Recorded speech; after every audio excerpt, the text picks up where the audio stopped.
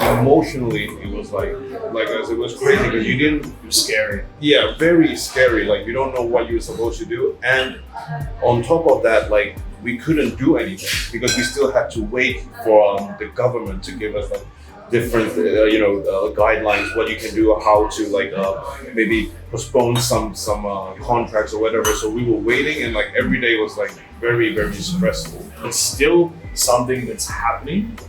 Even though the restaurants are open now, we're still making decisions and still trying to learn from what's going on in the market.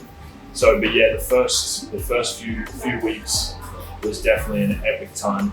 Yeah. One of the probably the biggest and quickest decisions we made was the changing of the menu.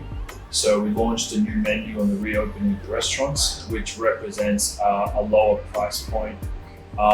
With the expansion of the business last year and all the groundwork we had put into the central kitchen and our operational procedures, it allowed us to bring a lot of costs down and represent that lower price. So that was the biggest thing.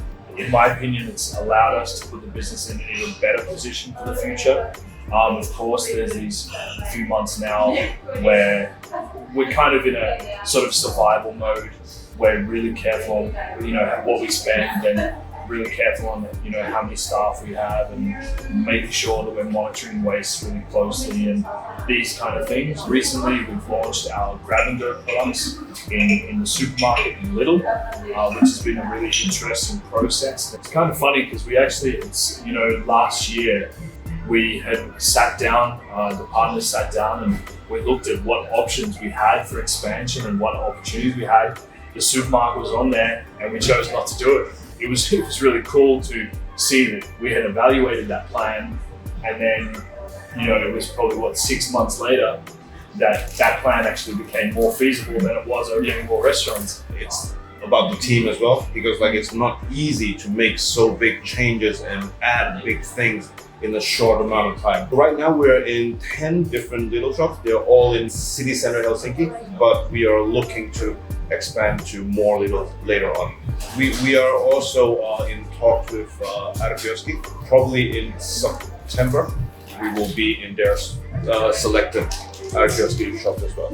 So it's more of an add-on to our income stream than it is a potential substitute as a whole.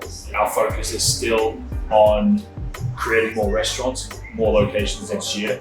We managed to kind of put e-kitchen together really quickly, and that was also something we had discussed in our business plans and had kind of thought about previously.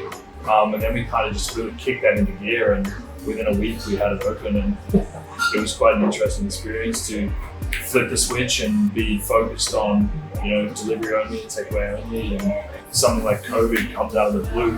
You have to have some kind of mental flexibility to be able to get through those situations and adjust your business to suit that situation. Our aim is, when this is all over, is to come out stronger than before.